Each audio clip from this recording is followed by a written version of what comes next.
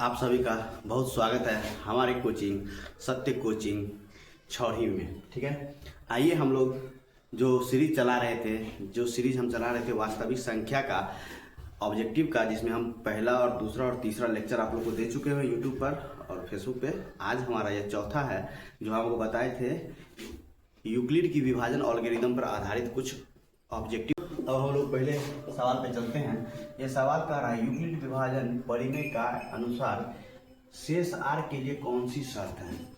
तो आपको पहले यूक्लिड विभाजन एल्गोरिथम को हम 2 मिनट में समझा देते हैं है क्या। देखिए, यूक्लिड विभाजन एल्गोरिथम क्या है। आप बचपन से भाग देते आए होइएगा। मान लीजिए हमको भाग देना है 2 से 9 में, ठीक है। तो इसको कितना बार पढ़ेंगे तो इससे कम आए, तो 2 को हम 4 बार पढ़ेंगे तो 9 से कम आएगा, ठीक है। तो यहाँ आ जाएगा 1। जो ये यहाँ पे जो आया है इसको कहते हैं शेष फल। क्या कहते हैं? शेष फल कहते हैं, ठीक है। और इसको क्या कहते हैं? भागफल। क्या कहते हैं? भागफल कहते हैं। इसको क्या कहते हैं?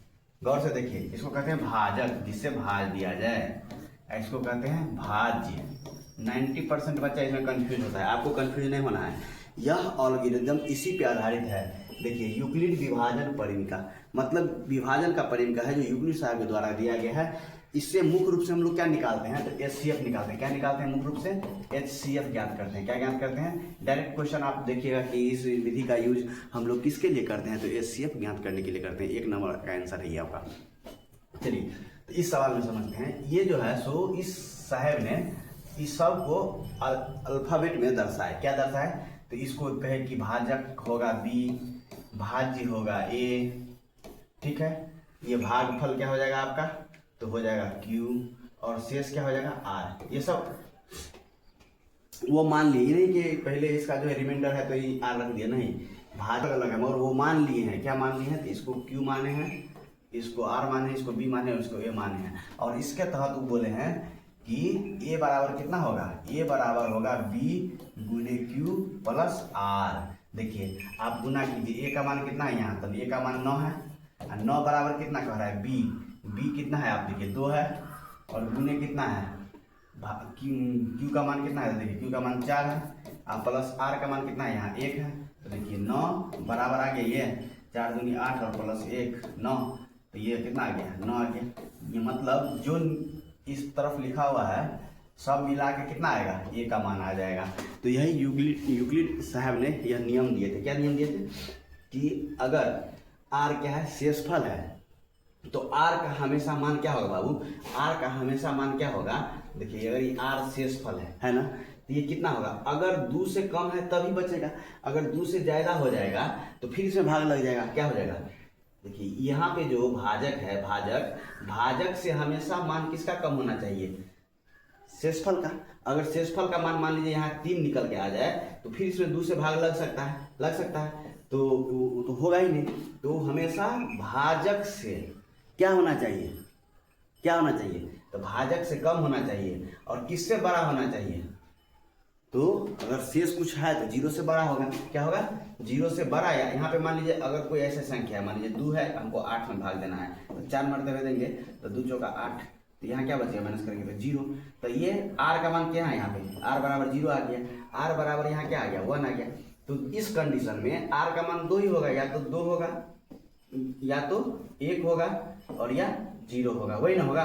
तो ये किससे कम है? तो B से कम है। B क्या है? 2 है। तो इसका मान सदैव क्या होगा? यहाँ ऑप्शन में देखिए 0 भी हो सकता है और 0 से बड़ा भी हो सकता है, मगर B से हमेशा आपको क्या देखने को मिलेगा?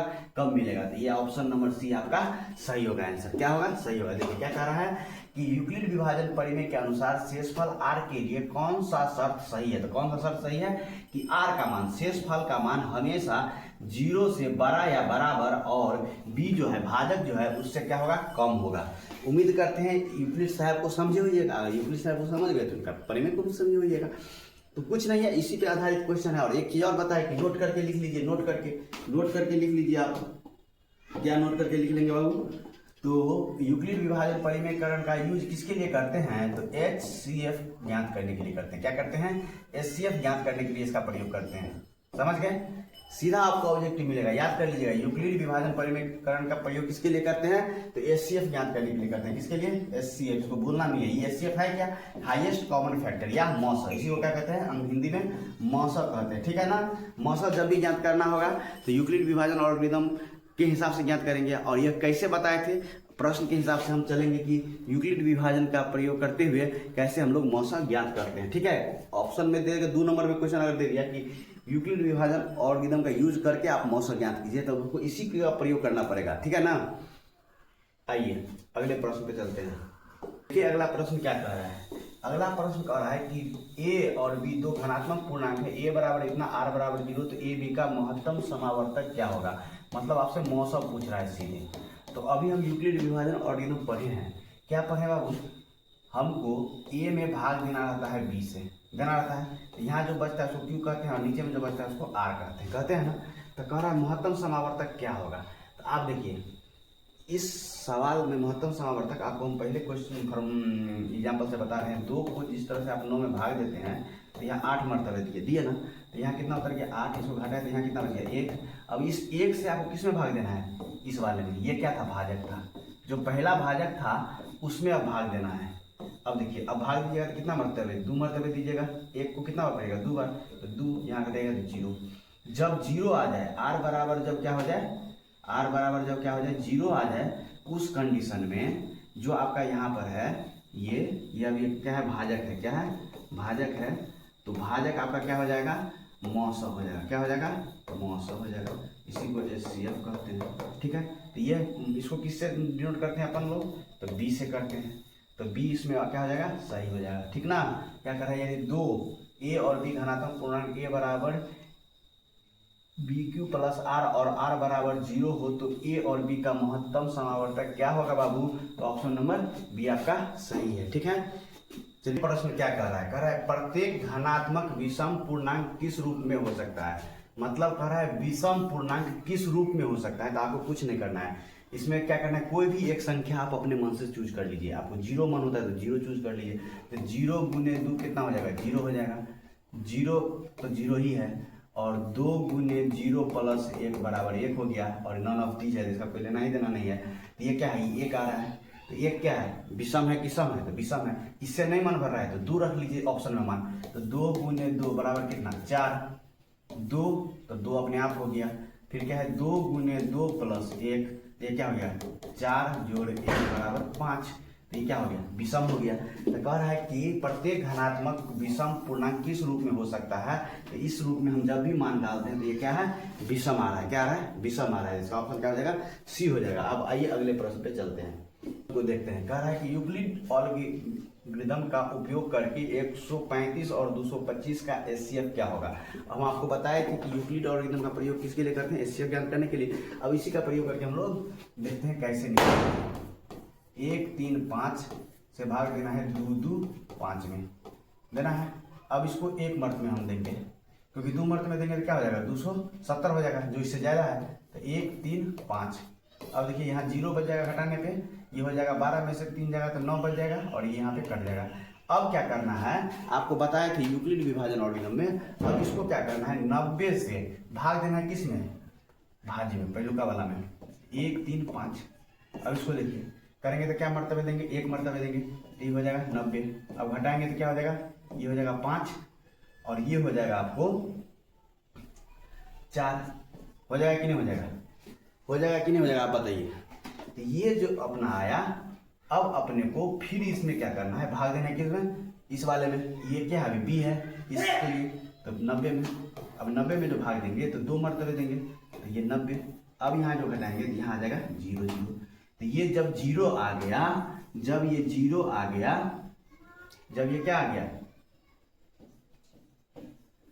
0 आ गया, तो अपना जब ये 0 आ गया तब अपना एचसीएफ क्या होगा, जो भाजक था, क्या था, भाजक था। भाजक क्या है, बी है। तो बी क्या हो गया, यहाँ पे एचसीएफ हो गया। ऑप्शन नंबर देखिए कहाँ है, 45। तो देखिए 45 नंबर यहाँ पे है। ये अपना क्या हो गया, 45 नंबर सही हो गया। आंसर का कितना आ जाएगा, 45 आ जाएगा। मतलब एचसीएफ कितना आ जाएगा इसका, एचसीएफ कितना आ जाएगा, तो 45 आ जाएगा। समझ में आ रहा है किस तरह से लेना है, यही है यूक्लिड का अलगोरिथम इस तरह से हमको बनाना है। अब आप लिखिएगा कैसे, तो देखिए 225 के बराबर कितने लिखिएगा, 225 बराबर लिखिएगा 135 गुने 1 प्लस 90। फिर अब 90 के बराबर क्या लिखिएगा, तो 90 के बराबर भी लिखिएगा। 90 के बराबर में देखिए 90 में कितना है, अब 90 तो है नहीं, यहाँ 135 से दिए हैं, तो 135 बराबर कितना लिखिएगा 90 गुने 1 प्लस 45। अब 90 बराबर कितना लिखिएगा, तो देखिए 45 गुने 2 प्लस 0 है ना। और जब जीरो आ जाए, जब ये जीरो आ गया तो अब हमारा HCF क्या होगा, ये क्या था B था, ये क्या था Q था, ये क्या था R था, ये क्या था A था। अब इस कंडीशन में जो हमारा ये B जो आएगा वो हमेशा HCF होगा। तो B का मान यहाँ कितना है 45 है। ये आपका आंसर होगा। उम्मीद करते हैं इस क्वेश्चन को आप जरूर समझे होइएगा। ठीक है, आइए अब अगले प्रश्न में चलते हैं। अगला प्रश्न कह रहा है यदि भाजक क्या दिया हुआ है बाबू, तो 6 दिया हुआ है, तो शेषफल का संभावित मान क्या होगा। अभी हम आपको बताए बाबू, भाजक दिया हुआ 6, इधर कोई भी संख्या है, कोई भी संख्या, हमको कोई संख्या नहीं मालूम है, तो यहाँ शेषफल भी कुछ हो सकता है और जो बचेगा यहाँ पर उसका मान सदैव क्या होगा। अभी बताए थे कि R का मान 0 से बड़ा, R का मान 0 से बड़ा और B से छोटा होगा। तो B से जो छोटा होगा तो कितना होगा, तो B कितना है यहाँ पे 6 है, तो 6 से छोटा होगा, मगर 0 के बराबर भी होगा। तो क्या होगा 0 1 2 3 4 5 होगा, इतना ही होगा, इससे ज़्यादा तो हो ही नहीं सकता है। हो सकता है, नहीं हो सकता। तो इसमें ऑप्शन देखिए 1 2 3 4 5 है कहीं 0 के साथ, तो यहाँ है, ये वाला ऑप्शन आपका सही होगा। इस कंसेप्ट को समझ रहे कि नहीं समझ रहे, क्या समझाए, हम समझाए थे।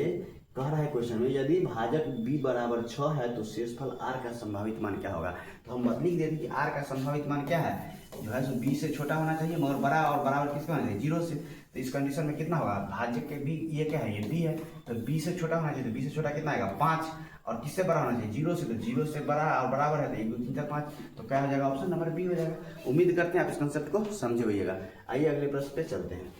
क्रमगत सम पूर्णांक का HCF हमेशा होगा, मतलब दो क्रमगत, मतलब क्या, मान लीजिए एक संख्या 2 है, दूसरा क्या है 3 है, कह रहा है 4 है तो दूसरा 5 है, तो इसका हमेशा जो है सो HCF आपसे निकालने के लिए पूछे। तो हम यूक्लिड विभाजन पढ़ रहे हैं, तो यूक्लिड विभाजन का प्रयोग करेंगे।